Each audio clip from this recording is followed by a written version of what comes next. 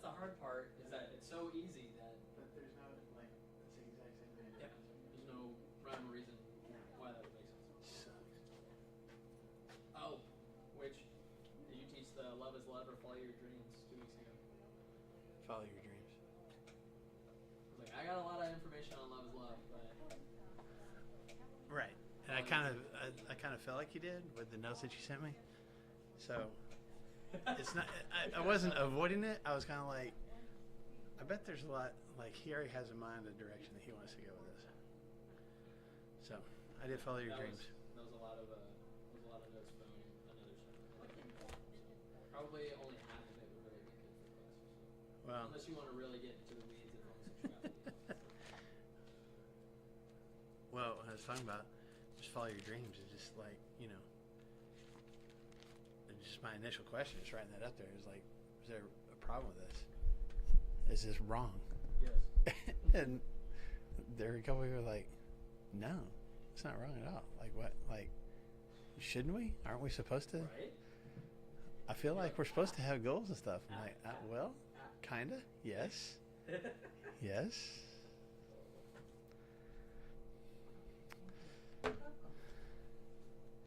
So Lou will not be here. What? Can we even have class if Lou isn't here? Yeah, exactly. Her physical therapist is moving, and today was the last day that she could get in to see her. Well, her physical therapist needs to understand we have class on Tuesdays, I know. and I know. I got all the way. Do I need to come pick you up tomorrow? No, remember I got. No, it's like no. I've slept since then. I Yeah. don't remember. That's right. I got all the way here and realized I left my readers at home. So these are the spare pair that I leave Just about to ask it. hidden up on stage. You gotta buy those in sets of 5. No. Everywhere that you're gonna be. Yeah. Well, so the reason I don't use these is because no, I'm not there yet. I'm not wearing a chain yet.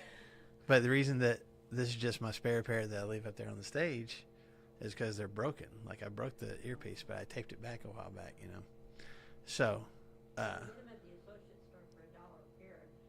bought 21 days. is that right? Wow, that's nice. What strength you need and Yeah, she'll what get you strength and something. all. You start wearing a pocket protector and take glasses. Yeah, I got the tape glasses part for sure today. It's not over the nose piece, but but I've stashed. I don't know if y'all even remember. It's been well over a year ago. When somebody came forward and the just the way our lights are in the worship center, right there on the front row, there's no lights. Like the stage is well lit. Right. On back is well lit. There's nothing right there. So I'm just at the age now where if somebody hands me something handwritten and I don't have a bright enough light, I can't see it. Like I can see my notes just fine, but I can't see somebody. So somebody came forward and they handed me a handwritten note, and as soon as I look at it, I'm like, it's just I can't even squint and try to like read it. So there were people that were already like gathering up, around this person, and I'm like, I'll be right back. And I knew where Christy was sitting. I knew she had readers on top of her head, and so I went walking up the aisle while we're still singing. Everybody's still standing. But I'm sure people were like, where is he going? There's somebody just came forward. And I was like, give me your readers. And she gave them to me, and so I could read the note. So anyway, that's why from then on, I keep some up there on the stage. Mm-hmm. And they haven't talked to you about bifocals yet? No. But I rarely, if ever, go to the eye doctor, so they don't talk to me about anything. they haven't been able to say anything about bifocals. They wanted, when I was at that age where bifocals were inevitable, I guess, but the readers first, and it was like, this is not working. I mean, it was on, off, Yeah. all the time, and it was like, no, this is not going to work. So Yeah. I ended up with the lineless bifocals Mhm. and have had them since. I had bifocals in 6th grade. That's how blind I am. Wow. Really trying to stay 6th grade, you had bifocals? bifocals. And That's they crazy. weren't lineless either, were they? What? They weren't lineless Oh, either. no, They they- didn't have lineless then. Yeah. It's called 4 eyes. Yeah.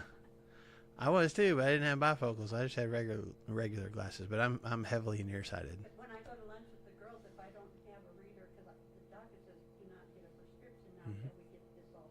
Mm-hmm.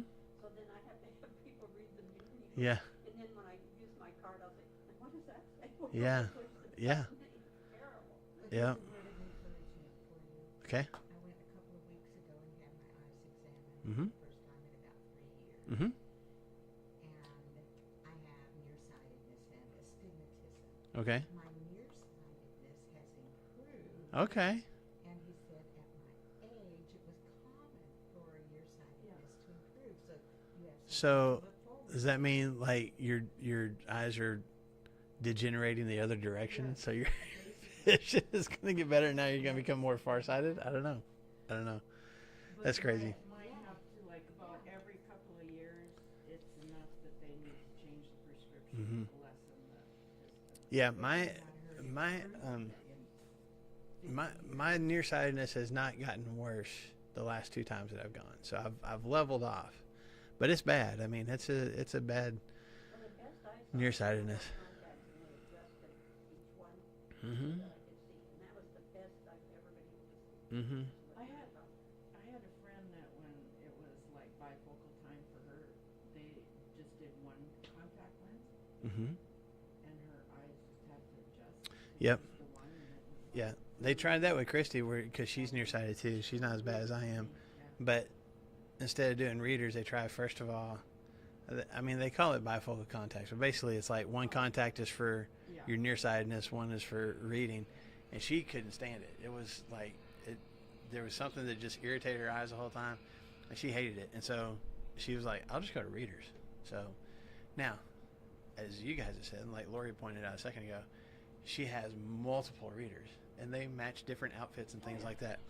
I get the cheap ones that look the same every time. At no, these are Walmart. I go right across over here because usually I break them while I'm here at the office. So I go right across the road to the neighborhood market and get another pair. What strength do you have? I think 1.5. Yeah, because I was doing more, and I did go to the eye doctor, and he's like, "That's too much." He's like, "That's going to make you're causing your vision to become worse because you're using too strong of a thing." I was like, "Okay." So, like, I could make out my notes right now if I tried to, but it's just a little blurry. I'm sure people online are like, "Man, thanks for this discussion on on vision." So let's jump into Judges. We spent our time in Judges chapter 10 last week. If you're joining us online, we had technical issues last week, and we're not able to have our live stream. So I'm glad that we got it today. So if you're watching online, glad that you're with us. We're in Judges. We basically got through all of Judges chapter 10 and started into chapter 11. So I'm just going to kind of hit the highlights because we had some folks that missed out on last week's class. So there were a couple of judges that were mentioned there at the first of chapter 10, which is Tola and Jair. And not much is said about either one of them. We recognize that Tola, again, I mean, there's almost nothing said about him except that he started out being a part of one tribe and moved to another one, and that he led Israel for 23 years. But we also realize that, like, the guy that he replaced was Abimelech. And Abimelech, I mean, that time in Israel's history, that 3-year period was turmoil, it was war, it was chaos.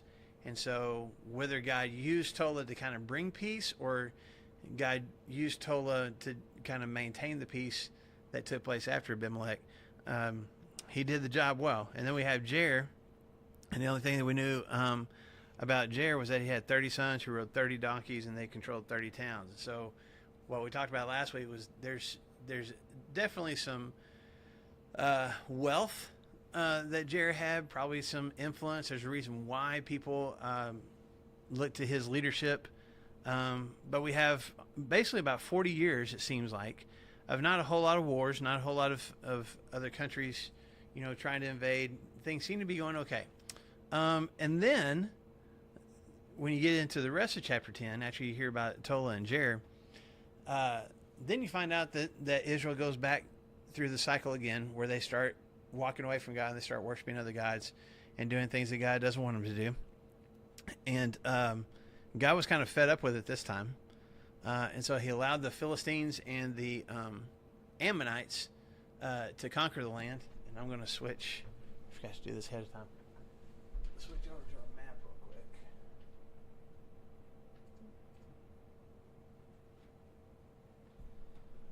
So the Philistines would be over here on the west side of Israel, between them and the Mediterranean Sea. The Ammonites are on the east side, actually east side of the Jordan River. And honestly, for a long time, I thought that the Ammonites were right here along the Jordan River. They're actually further out. I mean, like right here it says Ammon's out here, but this was Israelite-controlled territory. This is the tribe of Israel right here. And Ammon's a little further east, almost getting into the Arabian desert, but not quite that far. How wide is the river? I mean, if they each stand on each side, do I don't. That's a good question. It's kind of hard to say because you think about the Mississippi River. There's parts of the Mississippi River that are like way wide, and parts that aren't. So I think the Jordan River would be kind of the same. You've been to the Jordan River, haven't you? The parts that, because I know everything about it. Yes. The parts that I saw over by the Sea of Galilee were like maybe 30 feet wide. Yeah, I mean you can see over to the other side of it. Mm-hmm. Mm-hmm. Like going to some of the rivers, right? I mean, maybe like the Arkansas River or something like that. You know. But again, that's different widths depending on what part of the river that you're on. So it's a significant river, but I don't know that it's ever had enough for like shipping up and down on it like you could on the Mississippi. So I don't think it's that deep for sure, and probably not extremely wide. That probably doesn't help answer the question. Walked across, snuck over, and killed one and Well, we're going to talk about that a little bit, honestly, today in class. But it's really the Ammonites that are like they've partnered up with the Philistines, but it's really the Ammonites that are the main oppressors against Israel at this time. If you guys remember, the Israelites cried out to God, "Please rescue us!" And what was God's response? Sorry. I'm done. And what did He say for them to do instead? You got these other guys you're worshiping. Let them rescue you. I'm done rescuing you. I've done it enough. I'm done. And That's such a parent thing. it really is. How many times do you bail your kids out? And yeah, I've done it enough. So that's the way that God is. And they even try to, I guess, could you say they try to sweeten the deal? Anyway, they come back again like, okay, you know, punish us, you know, send a plague, do whatever you want to with us. Just rescue us right now. Just don't let these people oppress us anymore. And then they go about throwing away all their idols and starting to worship God again. And it says that God could bear it no longer, that he couldn't handle seeing his people oppressed the way that they were. So he puts the wheels in motion to take care of that. So that was the bulk of class last week. It was going through Tola and Jair, and then talking about where Israel was when Jephthah comes along. So we get into chapter 11, and we're introduced to Jephthah for the first time. And what do we know about him from verse 1? He's a great warrior. Okay, he's a good fighter. He's a great warrior. Whether that was just a natural-born instinct that he had, or whether he learned it, you know, trained, whatever, he's a really good warrior. What do we know about his heritage? Okay, his dad was Gilead, who this whole territory right here is named after. It's not a tribe. There's not a tribe of Gilead, but there's a kind of a geographical area that comes to be known as Gilead. And as I said last week, you know, there's towns that are called Jabesh Gilead. I think there's a Ramoth Gilead. There's a prophecy was in Jeremiah. There's a balm like a lotion, a healing balm in Gilead. So it's a territory, but it's not officially one of the 12 tribes of Israel. Does that make sense? But on this side of the river, you've got part of the tribe of Manasseh, and you've got Gad and Reuben that are on the east side of the river. That was one of the things that happened in Joshua when Israel conquered all these nations that were living in Canaan. Those three tribes wanted to stay on that side of the river. So this is all Israelite territory. At least it has been for several hundred years. But the Ammonites are coming in and taking over. Okay. Anyway, You got Gilead, prominent man, who probably had multiple wives, obviously had other kids. But what was Jephthah's mom? You said it a minute ago, Sherry. A prostitute. Okay. So when Jephthah gets to adulthood, what do his other half siblings decide to do? They kick him out. You're not going to have any share of the inheritance. You're not going to have any claim. And it may be that Jephthah was the firstborn. He may have been the oldest, and had, by Jewish law, had every right to the birthright and the inheritance and the leadership of the clan after dad is gone. And they're like, nope, it's not going to be you. And they drive him out. So it says that he goes to the land of Tob. Again, scholars aren't completely for sure where Tob is, but they think it's kind of in this area up here, okay? A little bit northeast of the city of Mizpah right here. Now, did he stay on the same side of the river that he was coming from? Yeah, he still he actually moved further east and a little more north. But he instead of going over here to the rest of Israel, he moved further out. Becomes more of an outlaw. Which, that was the other thing that we said last week. Who does he rally to him? Yeah. So it depends on what your translation says. And like even the NIV, the original version of the NIV says that he had a group of adventurers. Well, that sounds pretty cool. That sounds like, yeah. Or like Peter Pan with his Lost Boys, it's like this, these adventurers, right? Robin Hood, exactly. But then the current version of the NIV says it's a gang of scoundrels. Well, that sounds a little bit different, Worthless rebels. Anybody else? Is that what you got, Brandon? Worthless fellows. A little bit less than rebels. Yeah. So the Hebrew word that's used here means either empty or worthless. And it's kind of used throughout the Old Testament in both ways. So it could be that these guys have really bad reputations, or it could be that just compared to people of status and people of worth in the society of the time, they are empty of it. They are the outcasts. They don't have any kind of name, any kind of status in society. And so since Jephthah has been kicked out, he doesn't have a name for himself anymore. He doesn't have any inheritance. He doesn't have anything that he can kind of look at and go, this is me and this is who I am. There's other people that flock to him, and he kind of ends up having this band of misfits that are following him. Okay, that's where we left off at the end of class last week. So we're all caught up now. Okay, so if we look back at in chapter 10 and verse 8, how long did it say that the Ammonites were oppressing the Israelites? 18 years. Okay, it's quite a long time for one nation to be kind of oppressing another one, and they're probably taking over cities and they're putting people into servitude and stuff like that for 18 years. And then the people of Gilead, specifically says the people of Gilead. So however much time has passed, this would be Jephthah's half siblings, maybe nieces and nephews, maybe cousins. Like this is distant relatives, and then all the people that they've married and all the kids they produced. They come to Jephthah in chapter 11 and verses 4 and 5, 4, 5, and 6, I guess. They come to Jephthah and say what? We need you. We want you to be our leader. Okay? These are the same people that kicked Jephthah out. We want you to come be our leader. We want you to come fight against the Ammonites. What's Jephthah's response? Didn't you hate me? Let's be clear. I'm the guy you kicked out and said I'm not going to have any part of anything that you guys have anything to do with, right? This is the same guy. And their response is, okay, yeah.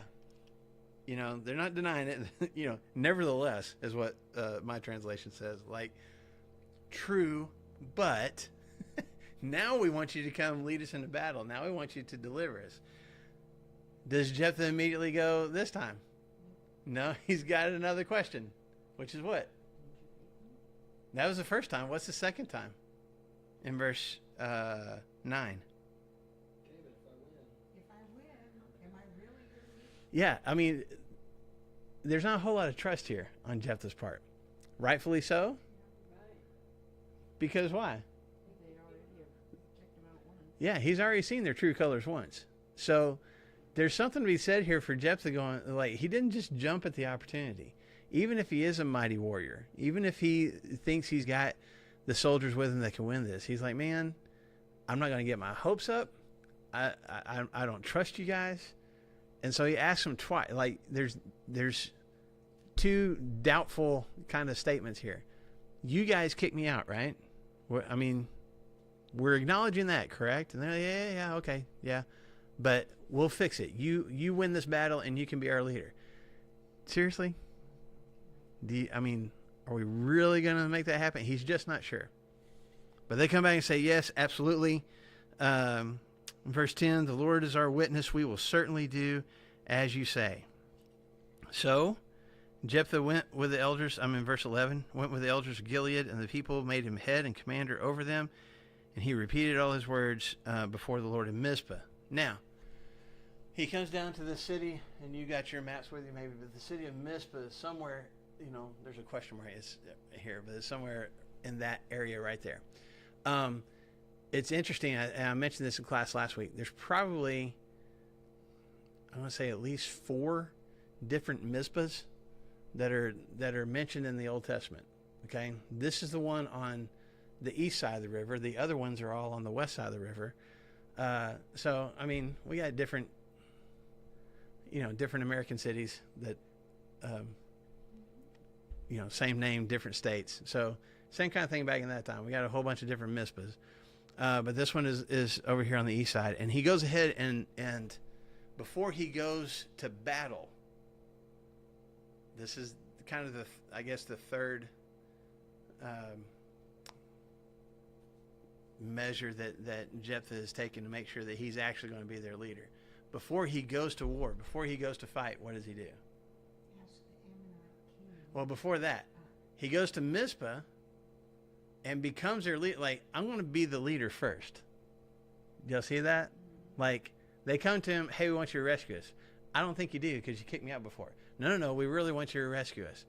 Okay, but do you really want me to be, will you really make me your leader? Yes, absolutely we will. Okay, let's go do that first.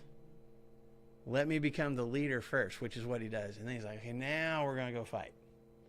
So a little bit of cunning, or shrewdness, I guess I should say, on Jephthah's part here. Then he sends the letter. He sends a message to the king of the Ammonites. And what's his question? What do you have against this? Why are you attacking us? Why for the last 18 years have you been attacking us? We haven't provoked you. Why are you attacking us? Okay? And what is his response? Okay, so in verse 13, he says, when Israel came up out of Egypt, which was 300 years before this, at this point, they took away my land from the Arnon to the Jabbok, all the way to the Jordan. Now give it back peaceably. Okay, so on your maps, you can see this is the Jabbok River here. It's about not quite the halfway point on the Jordan River between the Dead Sea and the Sea of Galilee. It's a little closer to the Dead Sea, but it's just another river. It's a river branch that branches off of the Jordan River. Okay, the Arnon is down here on the east side of the Dead Sea, about halfway down. So the Ammonites are saying this whole area, basically where Gilead is, used to be our territory. And you guys took it, and we want it back. Okay? Does it sound like a reasonable request? Maybe. It seems like if you really wanted it back, first thing he could have said was, hey, we'd like our land back. It's ours. 800 years later. Well, not 800, about 300 years later. About 300, but still, yeah. So Jephthah, his response, and we won't read it verse by verse, I'll just kind of give you the breakdown, but he kind of gives like a quick history of the Israelites, and this is going back into Exodus and Numbers as Israel has left Egypt and has gone across, they've already been to Mount Sinai, and they're coming up on the east side. God brought them up around the Dead Sea and brought them up this direction when he brought them to the Promised Land in the first place. Okay? And what Jephthah says was, Moses and Joshua went out of their way. They asked the Edomites if they could go through their land. They said no. Well, Edom is down here below the Dead Sea. So they went around Edom. They said, we asked the Moabites, can we go through your land? They said no. And so we went around them, and we came up here. Okay? And again, the Ammonites are actually out further east. So they kind of came through this direction right here. And he said, like, the Amorites, not even the Ammonites, the Amorites were in this area.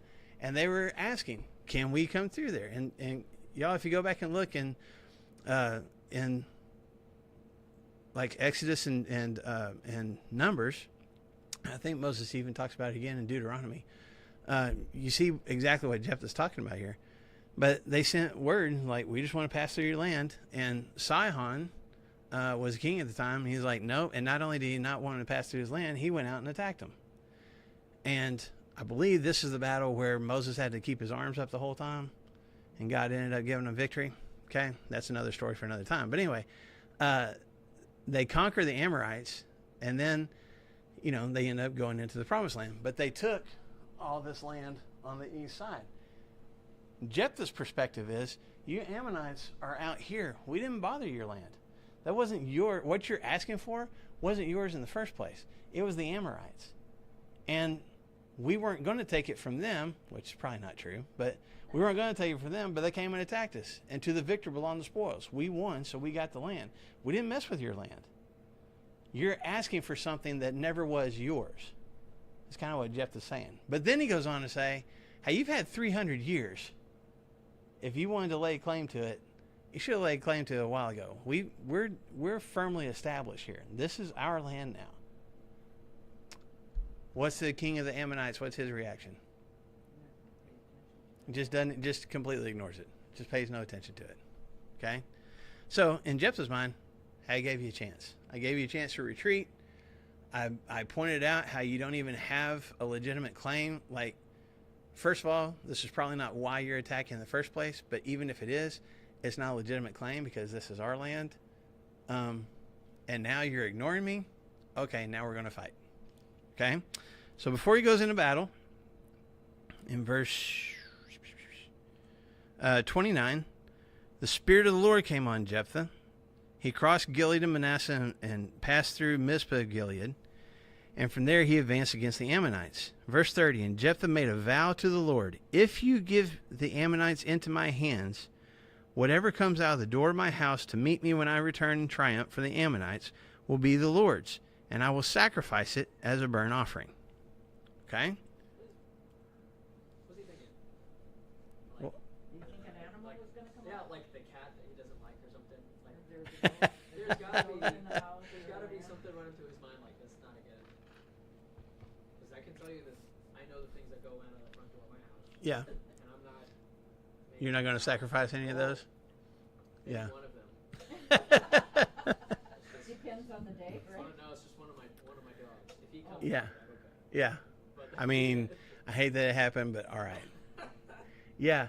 And that's been a question of people for a long time. Is like, why is Jephthah making this kind of a vow, this kind of a commitment to God? And why? Because what would come out of the house to greet him? Now, a couple of things. One, I mean, what could be, Brandy, you've already said it, when you get home, what can possibly be one of the first things out the door to greet you? Kids come running. Well, not necessarily your kids. It could be an animal. It could be your dog. It could be like, I've seen the videos of dogs waiting for their owners to come walking up the sidewalk. You know what I'm saying? Like, it's not out of the realm of possibility. But the other thing that we have to think about is the concept of house. Because a house back in this time, and especially in the Hebrew culture, did not just include the enclosed physical structure that you slept in, right? I mean, we talked about even in Jesus' day, if you were wealthy enough, a lot of homes had courtyards where you would have meals because they didn't have air conditioning there in the middle of the Middle East. And they, I know it's crazy. And, that was one of the miracles that Jesus performed. Just kidding. That's terrible. That was a terrible joke. But you would have meals, you would entertain, and there would be even people who could just be walking by and like, oh, there's the family out there having basically a picnic in their front yard. But even that courtyard area was considered the house. Like you would just say, this is my house. Does that make sense? So when he's saying whatever comes out of my house, if he's got any kind of animals, any kind of sheep, any kind of goats, like out there in kind of the front yard area that's in maybe even the gated area around the house, the courtyard area around the house, that's still coming out of the house. So either this is really brash and just, well, obviously it is, but he's thinking the first thing that's going to come meet me is an animal, and it might be my favorite dog, but okay. Or he might be thinking just whatever is on my acreage, that's in kind of that enclosed area when I come home that comes to meet me, I'll sacrifice it. Now,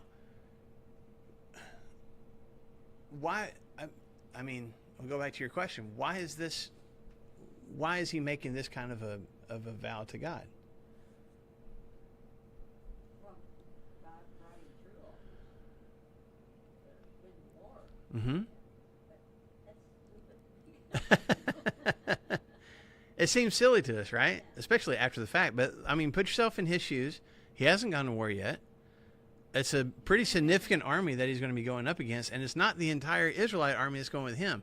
It's him and his rowdy group of adventurers or scoundrels or whatever you want to call them. It's, go ahead. Well, it's kind of him making a deal with the Lord. Mm-hmm. It's like, God, if you give me this, I'll never do such Mm-hmm. and such again. We don't do that nowadays, do we? No, never.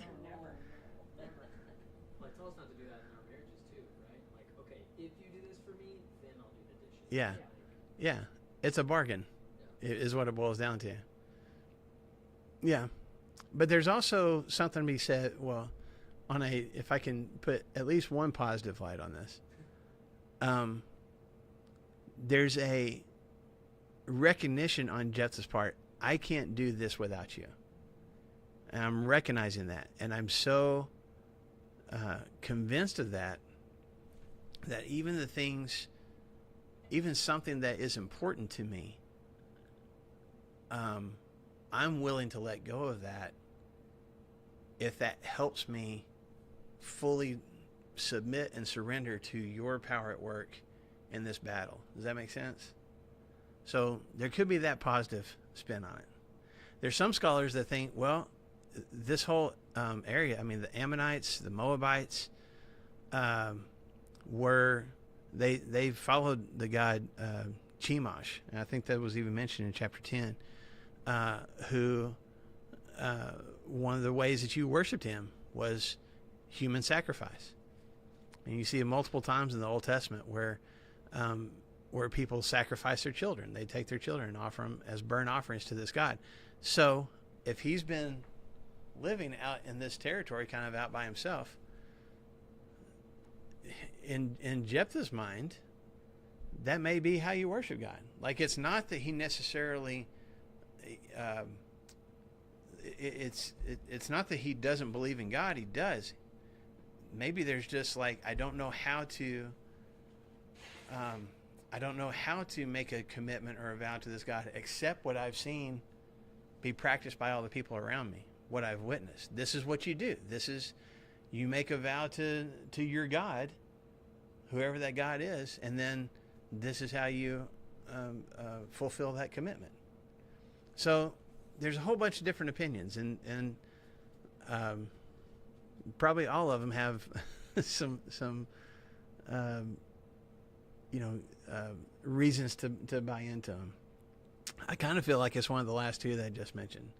That there's at least something on Jephthah's part is like, it's almost a humility thing.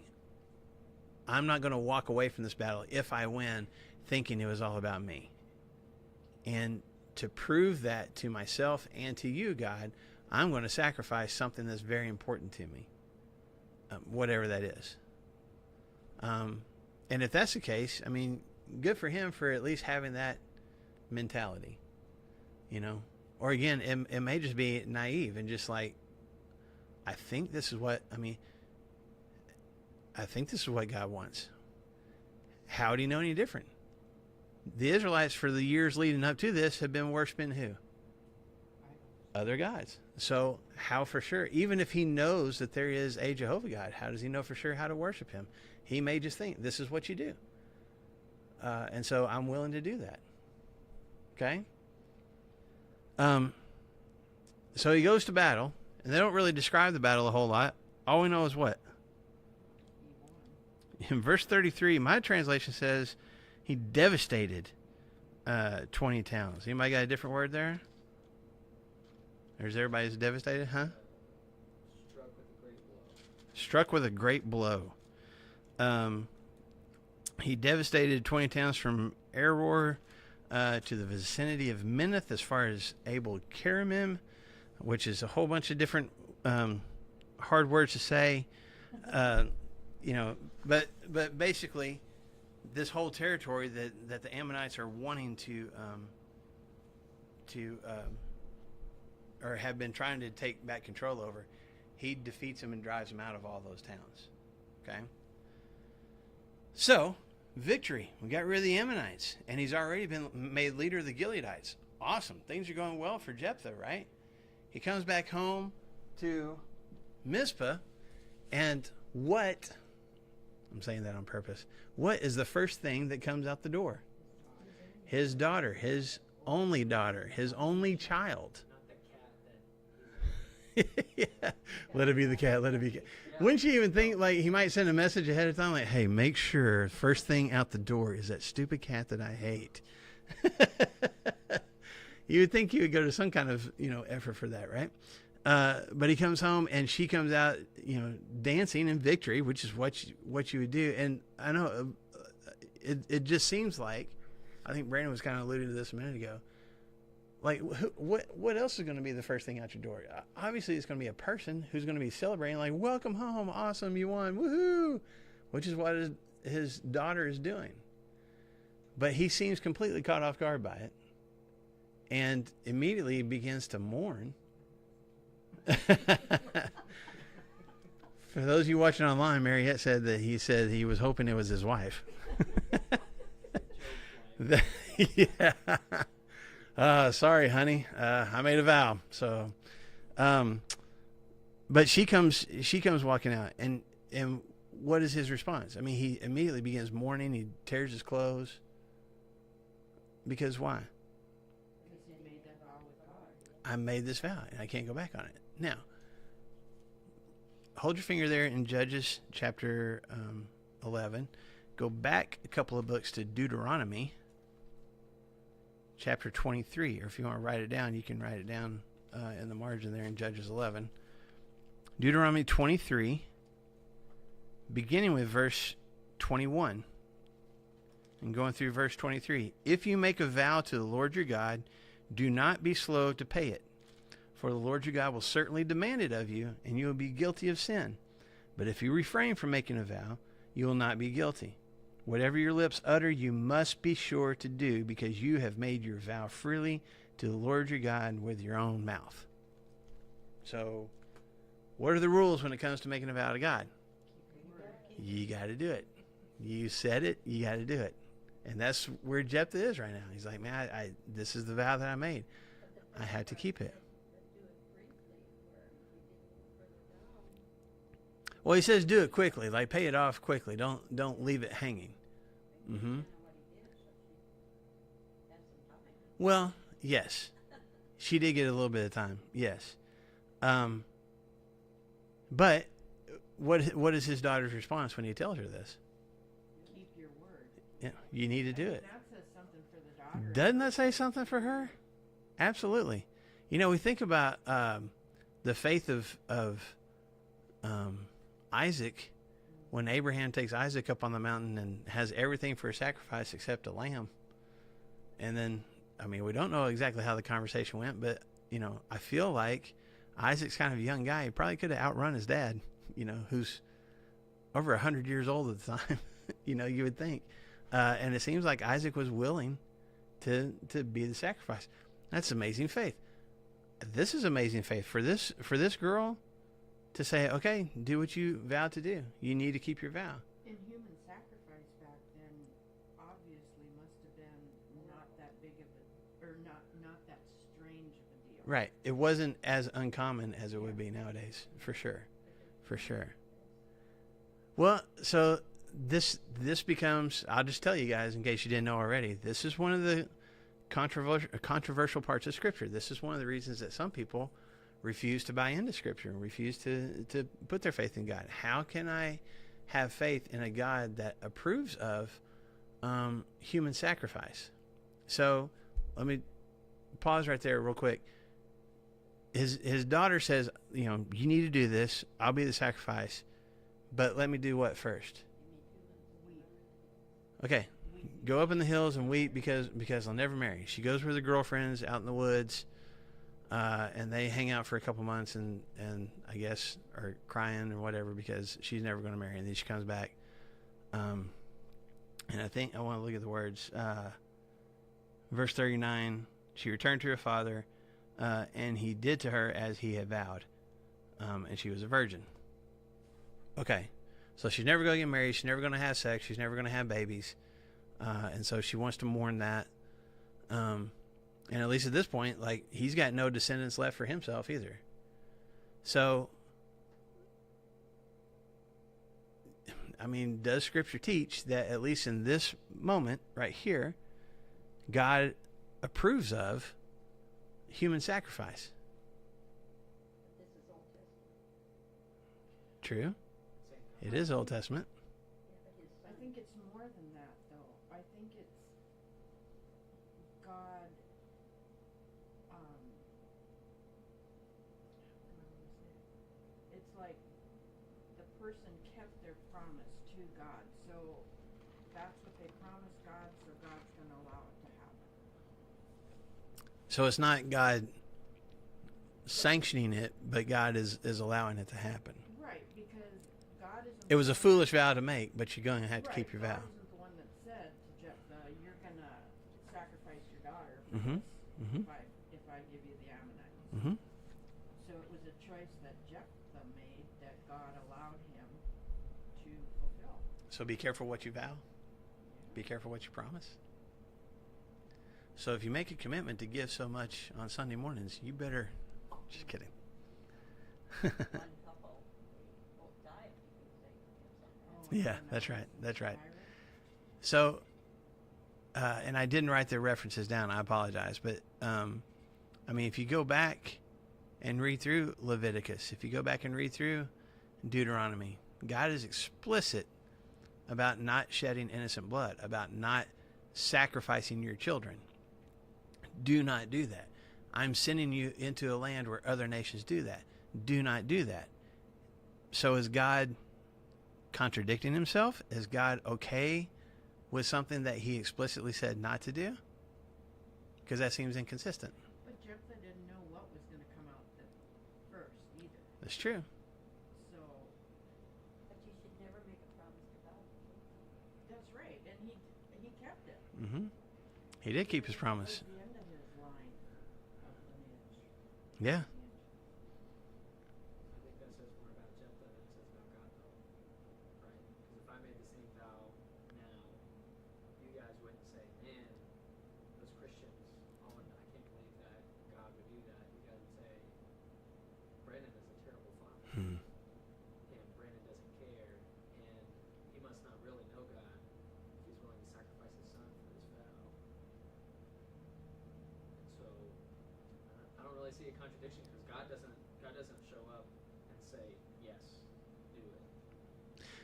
Right. It seems like this is a vow that Jephthah made, and this is like it doesn't seem like God comes to Jephthah and says, okay, you said it, so you better do it. Which we do see multiple times in the Old Testament, even in Joshua and Judges, where God's people, if they had taken the time to ask God his opinion, he would have told them something different, but they're doing their own thing. And what have we said about judges multiple times? These people are doing as they see fit. This is how Jephthah sees fit. So there's part of that where, who knows if this is even God, because think about the story of Job. Think about all the terrible things that happened to Job. Lost all his possessions, lost all of his kids. They all died. He gets inflicted with this horrible disease. Who was causing all those things to happen? Satan was. But people don't want to believe that it was Satan. They still Right. want to put the It was blame Satan that on- caused those things to happen, but on God allowed it to happen. So this could be the same kind of situation. God's not demanding human sacrifice, but this is the vow that Jephthah made, and God is going to allow it to happen. What would have happened if he hadn't done it? We don't know. We don't know. Because how many vows got broken throughout Scripture? I don't know. And they still went on their way. Yeah. I still think God would have been. I mean, breaking a vow, a promise you made to God, and then murdering your own child. I would still think. All sin is the same. The consequences are different. But I would still think God would be like, "Yeah, that was a dumb. Can you not do that? Can you not do that again? Make Yeah. that promise. Yeah. That was really brash." Yeah. And I didn't ask for that. Yeah. I'll give you one other way to consider this, and I'll be honest with you. This is kind of the way that I'm leaning, but there's some people that there's some biblical scholars and preachers and stuff. They're like, no, you're trying to water down the message and not let it say what it says. And I don't think I'm doing that, but just another way to look at it. Why would it matter? I'll ask you this question, then I'll tell you what I think. Why would it matter to this daughter that she's not going to get married and she's not going to have babies? Why was that a big deal?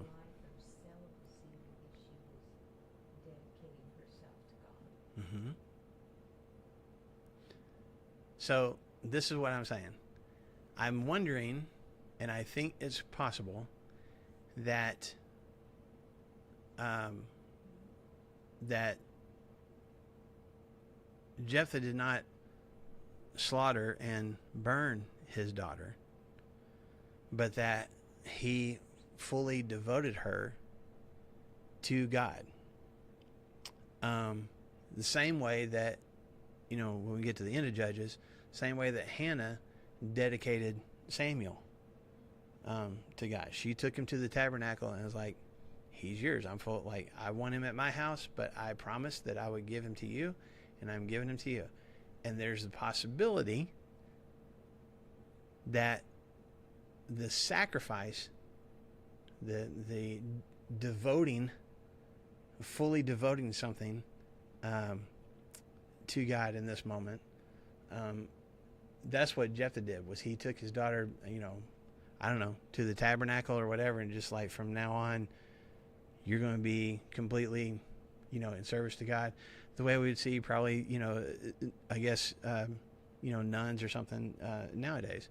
So she's mourning the fact that she's never going to have a husband. She's never going to have sex. She's never going to have kids, because she is helping her father fulfill his commitment, and she is sacrificing. She is sacrificing her life, not her physical life, but just everything, the life that she might have even had planned for herself. And obviously Jephthah is sacrificing that, because he has no, at least at this point, has no other heirs. Like, this is going to be it. Whatever dreams he had of having, grandkids and something to pass on his legacy to, that's going to be gone, because he's fully devoted his daughter and has fully given her over to God. Does that make sense? But he also in the promise that he would burn it. He said he would offer it as a burnt offering. Yes. Now, if you go and look at that Hebrew word, it is a word most often used to describe offerings to God, which would be, burned up in the fire, or something given as a pleasing aroma or something like that. It is something that is offered up. Does that make sense? And more often than not, it's in the context of, you take this animal, you throw it on you take this carcass, you throw it on the altar, and it burns up, and like, you know what I'm saying?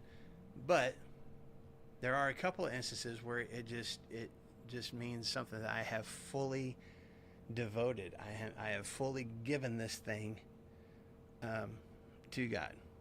So take it either way you want to. I'm just offering you another way to look at this, where it is still, and even if Jephthah had in mind, I'm going to burn up whatever it is that comes out the door, there's still a way, I think, that he can fulfill this vow. I am fully sacrificing my daughter. Am I taking her life? Am I brutally killing her and burning her body?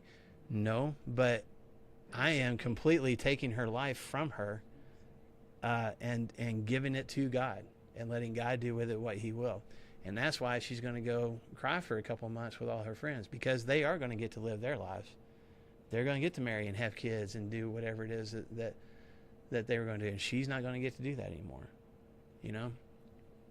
It's just another way of looking at it. Okay? I like that. And I know that can be seen as a cop-out, but I really think, to me, that fits the context, and it also fits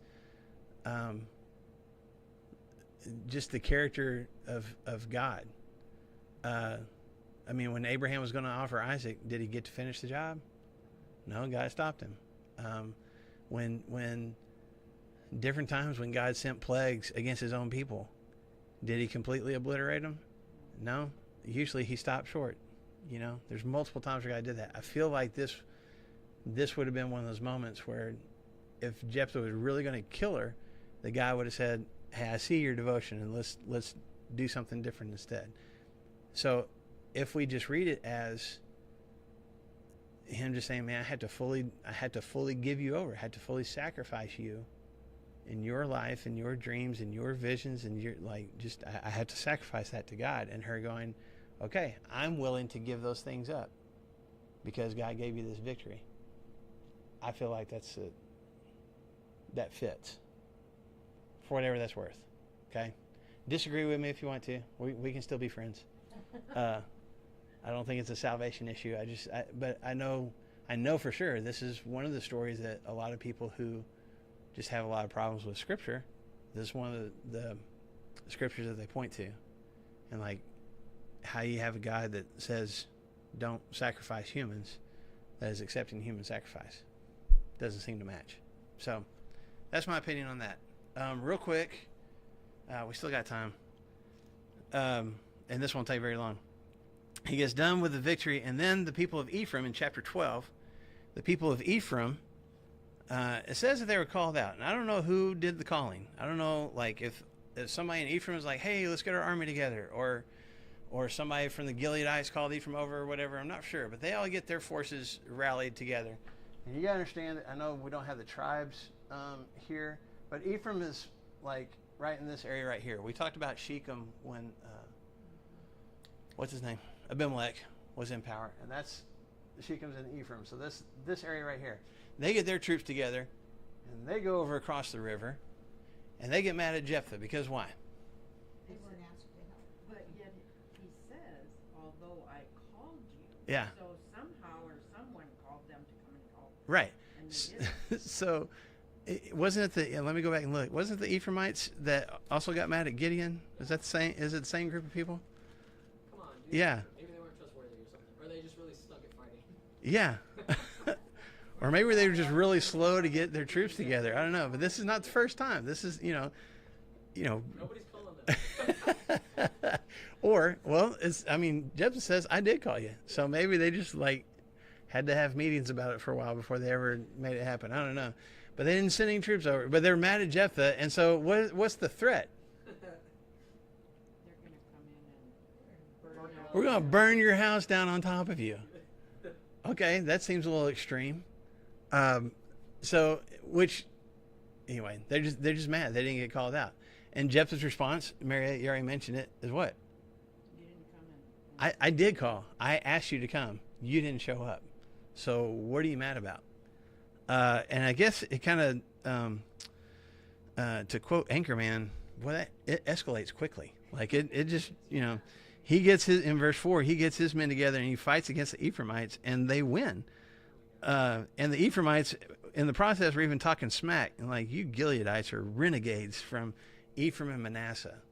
And there's like, you know, you're outlaws already. And of course we're going to beat you because you're just renegades. And the renegades end up winning the battle.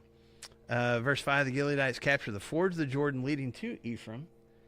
And whenever a survivor of Ephraim said, let me cross over, the men of Gilead asked him, are you an Ephraimite? And if he replied, no, then they said, all right, say Shibboleth. And if he said Sibboleth, because he could not pronounce the word correctly, they seized him and killed him at the fords of the Jordan.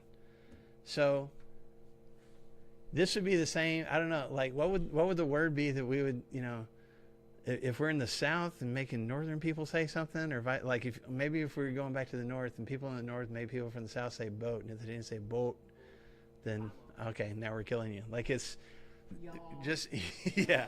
You say you guys or y'all? I'm just fixing to do that. Fixing to. I mean, you can kind of see it, like they're all Israelites, but even these different tribes have a little bit different, like just character traits and dialects and stuff like that. So there, for whatever reason, they couldn't pronounce the sh sound. Ephraimites were not able to go shh. I don't know what they said to the kids when the kids were being crazy. They you know, because they couldn't do the h sound. I don't know. I remember, this is a long time ago. I remember in high school being taught in a history class that I guess in the Pacific there were some Japanese that were captured, but they were saying they were Japanese Americans, and like one of the tests to see if they were Japanese or not was they would make them say like Lilliputian or Lalalapusa or something with the L's, and they do. I mean, y'all seen the Christmas Story? They use R's instead of L's. They couldn't make an L sound, and so they're like, you're from Japan, you know. And it's the same kind of thing here, okay? But how many people did they kill? 42,000 people. Maybe Ephraim should have stayed home. Maybe Ephraim shouldn't have picked the fight, you know? Maybe this is why the Gileadites were like, we didn't need you anyway. But they were so, like, there's almost like a bloodlust here of, you've talked smack to us, and you've threatened us, and you've griped about us not including you, and just, okay, enough. You're done. And they slaughtered 42,000 of these guys. Okay? Again, what do we know about Israel during the days of Judges? Israel had no king, but what? Everybody did as they saw fit. So is God sanctioning this? I don't think so. Okay? Because they're slaughtering their own people. And then Jephthah, for this mighty warrior that he was, for this amazing battle that he won, for, you know, just all the stuff that he accomplished, what does it say about the end of his life? How much longer did he live? 6 more years, and then he died. And we don't even know for sure what town he was buried in one of those towns. Like, it's just kind of a, you know, uneventful end to this great warrior's life. It should have been like everybody else that just had 20 sons. That's right.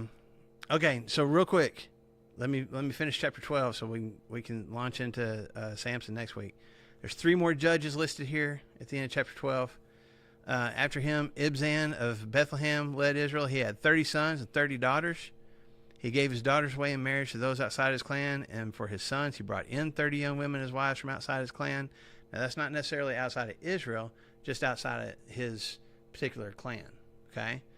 And he led Israel for 7 years. So, again, we were talking last week about just kind of the status that comes with having a whole bunch of kids and being able to marry them off and being able to find wives for your own kids. And he did that not just within his own family, with his own clan, but outside of his clan as well. So for whatever that's, I don't know what kind of special leadership skills that gives you, but he was kind of the leader of Israel for 7 years. Verse 11, this is the one judge that we probably know the absolute least about. Okay? Verse 11, after him, Elon the Zebulunite led Israel 10 years, and then Elon died and was buried in Ajalon in the land of Zebulun. So we don't even get like, we don't get any cities that he conquered. We don't get any like proof of, you know, wealth or any battles that he won or anything like that. There's a guy named Elon. He was a leader and he died. Yeah, Elon Musk. That's right. Not the same guy. Elon the Zebulunite. After him, Abdon, son of Hillel, from Pirathon, led Israel. He had 40 sons and 30 grandsons who rode on 70 donkeys. So we talked about the donkey status last week. You know, you got your caddies that you're driving around in. So again, someone of significance, someone of importance, and his, not just his sons, but his grandsons after him. And then he died and was buried in Ephraim in the hill country of the Amalekites. So here's 3 judges, and even more so than any of the ones that, you know, Shamgar or Tola or Jer. Like, there's almost nothing about these guys, except maybe how many kids they had, and that was a status symbol back in that time. But even Elon here, you know, the Zebulunite, like, there's nothing. We don't know how many kids he had. We know nothing. Okay, except what? What does it tell us about him? They didn't live very long. That's true. But evidently there was no fighting. Look at, yeah. They must have lived in peace. Look at verse 11. What did Elon the Zebulunite do? He led. He led Israel for 10 years. And so, again, I think sometimes the thing that keeps us from, I don't know, the thing that we get jealous of in others, when we compare ourselves to other people, the thing that robs us of joy sometimes is wondering, am I enough? Am I accomplishing enough? Am I a big enough name? Have I done enough? Do I have enough? Honestly, Christy and I were having a conversation with somebody yesterday that we were doing some counseling with, and we started talking about just where your value comes from. And for so many of us, and this is every generation. This is just part of human nature. Where do we decide that our worth comes from? Comparison. What do we do? What do we accomplish? What are we good at? And what is so-and-so? And how do we compare to somebody else who's doing the same thing?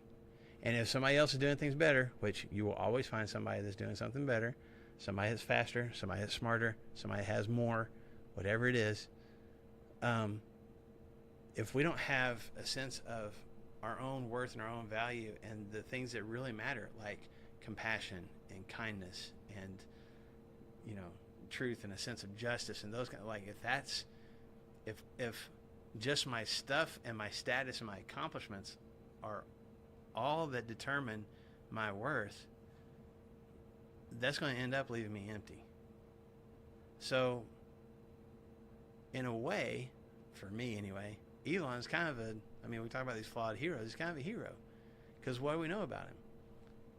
There was something about his character that the rest of the nation said, let's follow that guy. And it had nothing to do with wealth or number of kids or land that he owned or battles that he won. Just his character. People said, let's follow him.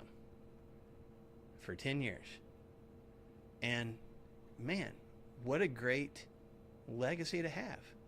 What a great tribute. I mean, if I leave this life and people say, you know what?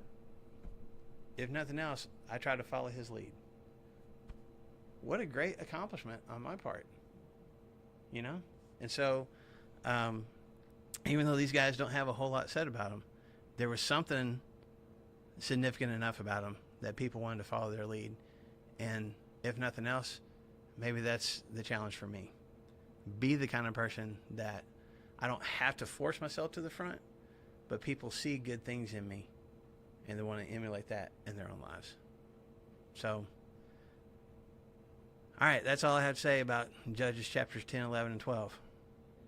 So, because we're out of time. Next week, we're going to jump into chapter 13 and be introduced to one of the more famous characters in all of Scripture, the strong man, Samson. What? Well, then you better get online and watch, because we're going to talk about him. So, okay. So thank you guys for being here this morning. Thank you guys